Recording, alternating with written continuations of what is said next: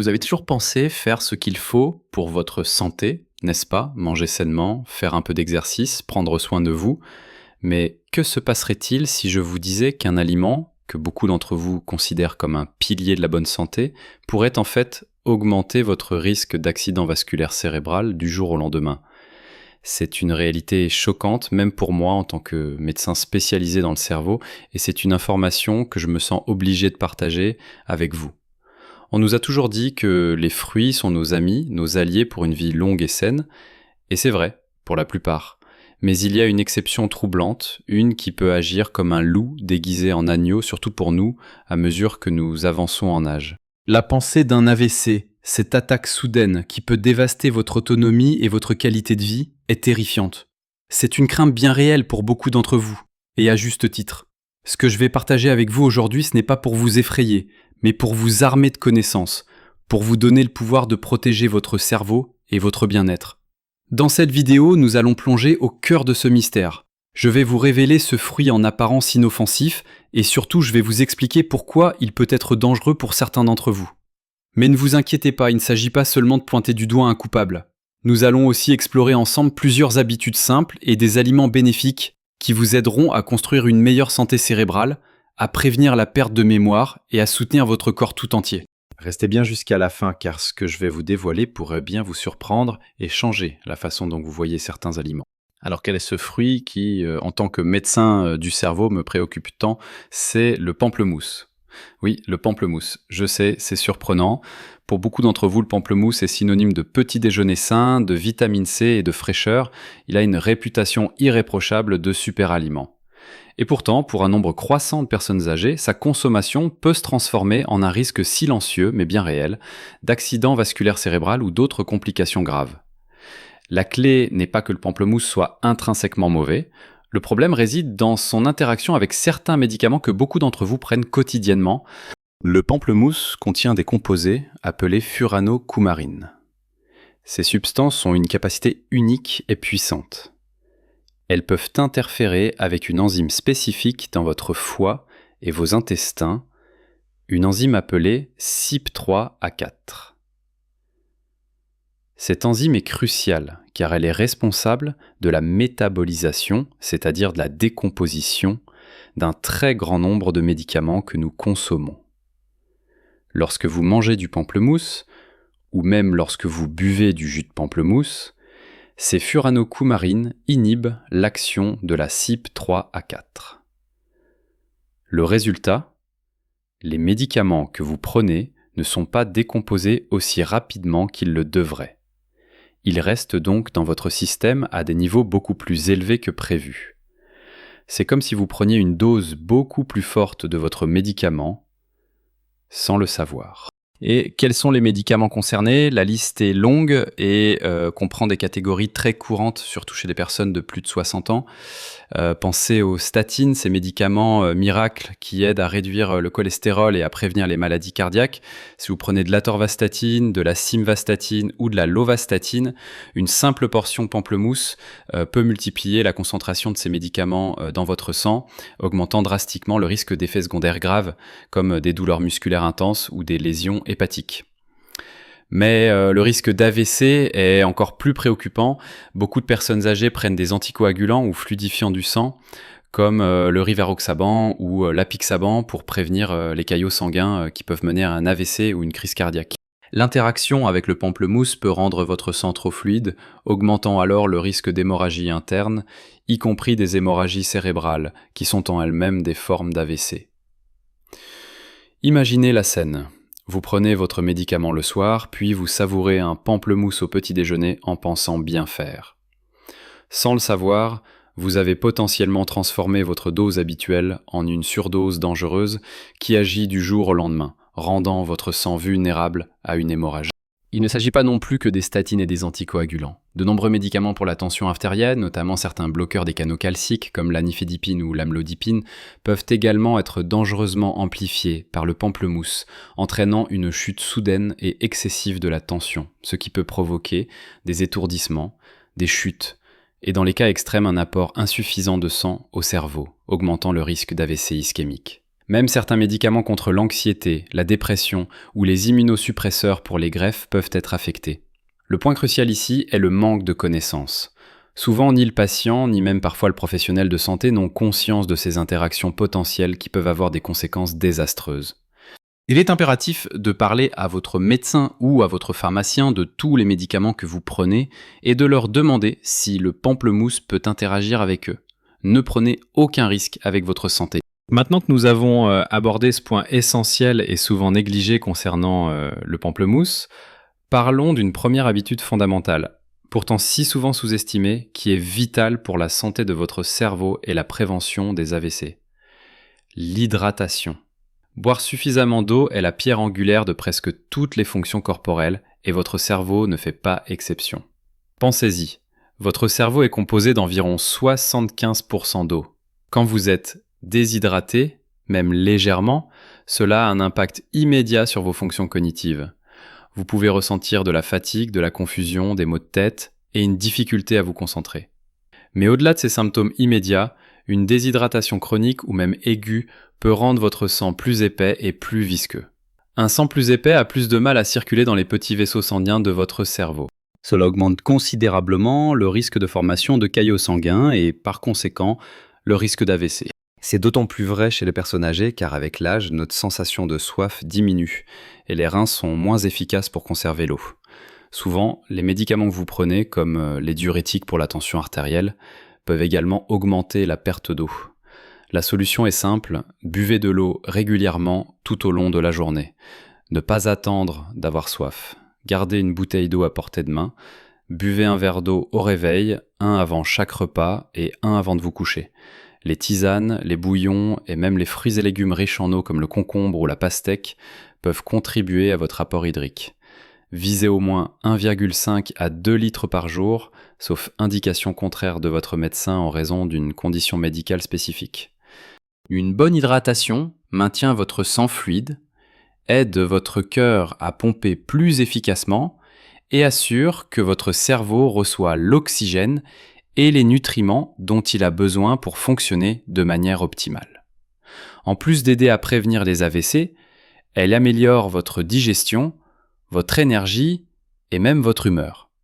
C'est un geste simple, mais incroyablement puissant. Maintenant que nous avons mis en lumière le pamplemousse et l'importance cruciale de l'hydratation, passons à d'autres aspects essentiels de la protection de votre cerveau et de votre santé globale. Après avoir parlé de l'hydratation, plongeons dans le monde des bonnes graisses, celles qui nourrissent votre cerveau et protègent vos vaisseaux sanguins. Je parle bien sûr des acides gras oméga 3. Votre cerveau est un organe incroyablement complexe et une grande partie de sa composition est lipidique, c'est-à-dire faite de graisse.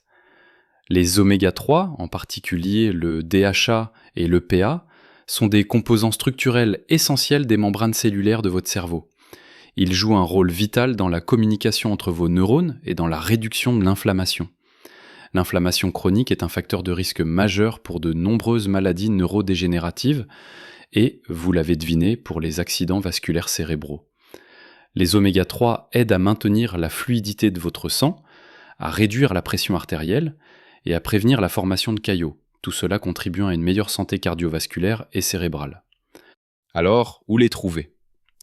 Les meilleures sources sont les poissons gras des mers froides, comme le saumon sauvage, le maquereau, les sardines et le hareng.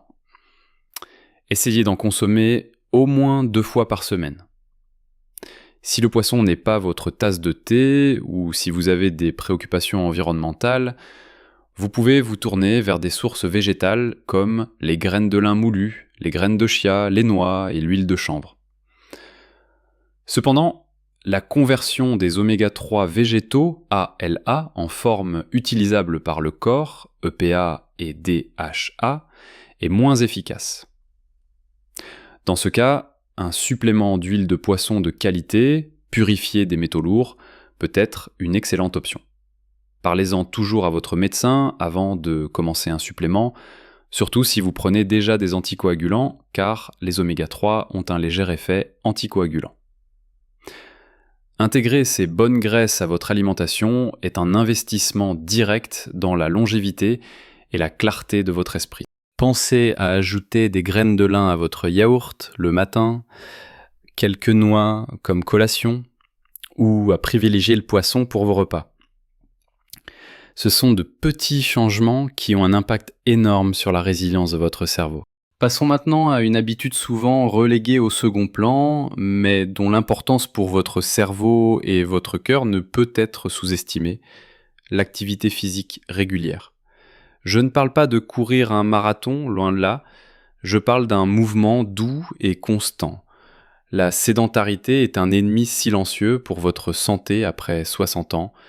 Elle augmente le risque d'hypertension, de diabète, de cholestérol élevé, d'obésité, et tous ces facteurs sont directement liés à un risque accru d'AVC. Le mouvement, même minime, agit comme une potion magique pour votre système cardiovasculaire. Il améliore la circulation sanguine vers le cerveau, fournissant ainsi plus d'oxygène et de nutriments essentiels.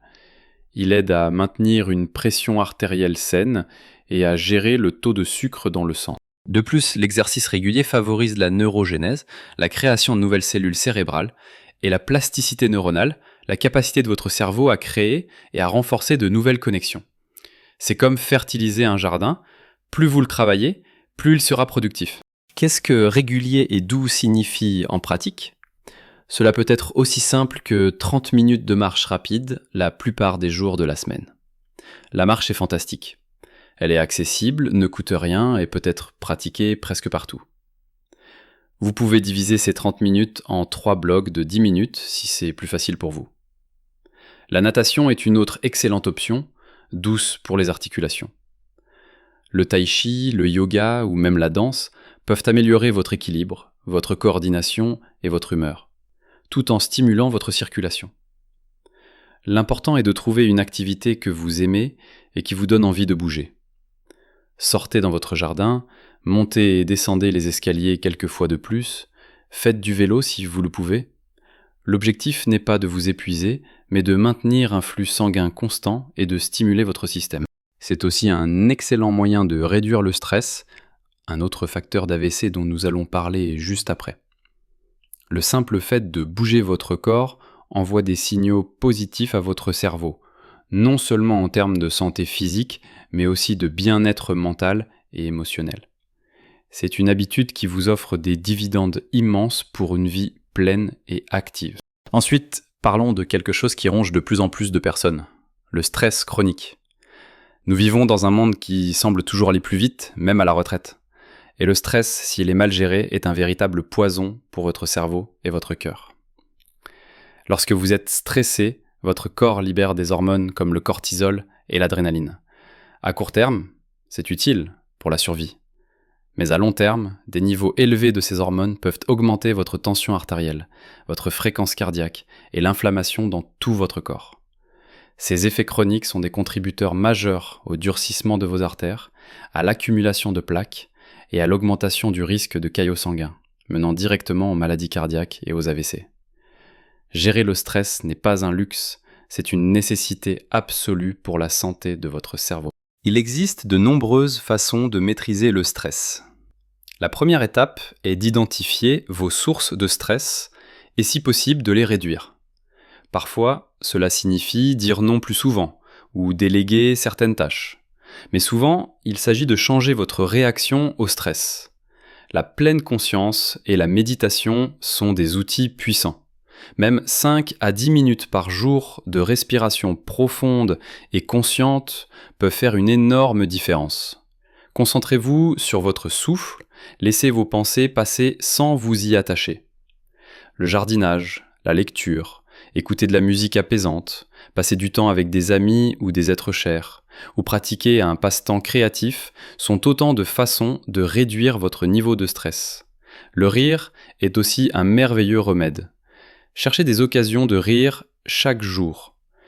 Il est également essentiel de maintenir des connexions sociales significatives. L'isolement social est un facteur de stress en soi et a été lié à un risque accru de déclin cognitif. Rappelez-vous, prendre soin de votre esprit est aussi important que prendre soin de votre corps. C'est une démarche active et essentielle pour vivre une vie longue, saine et équilibrée.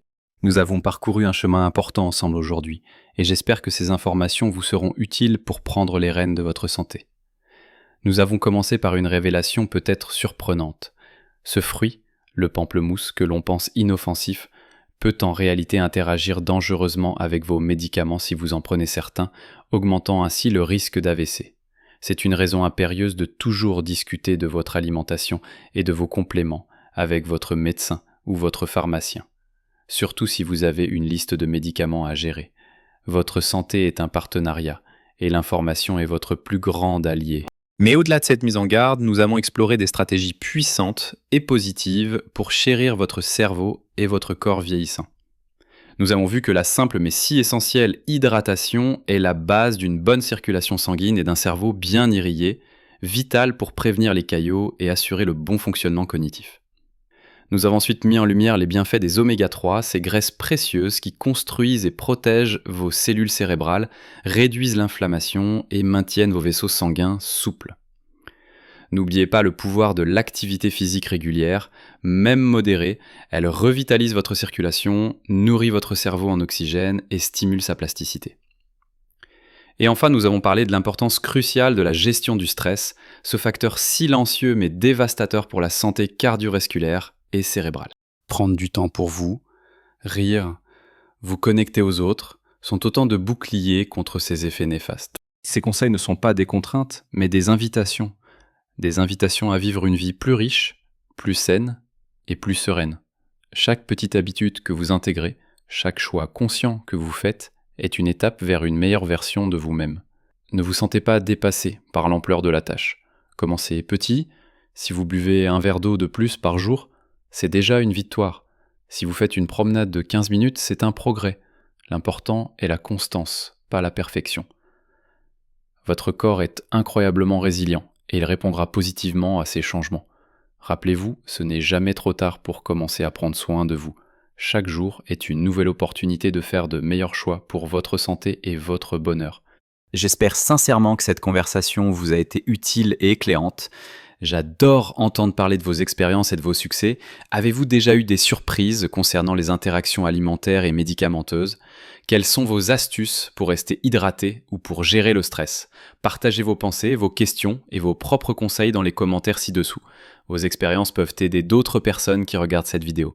Si vous avez apprécié cette discussion et que vous souhaitez continuer à recevoir des informations précieuses pour votre santé, n'oubliez pas de mettre un j'aime sur cette vidéo. Cela aide énormément la chaîne à atteindre plus de personnes qui en ont besoin. Et bien sûr, si ce n'est pas déjà fait, abonnez-vous à ma chaîne. En vous abonnant, vous ne manquerez aucune de nos futures vidéos conçues spécialement pour vous aider à naviguer les défis de la santé après 60 ans avec confiance et vitalité. Nous explorons ensemble des sujets essentiels pour votre bien-être pour que vous puissiez continuer à profiter pleinement de chaque instant. N'oubliez jamais que votre santé est votre plus grande richesse.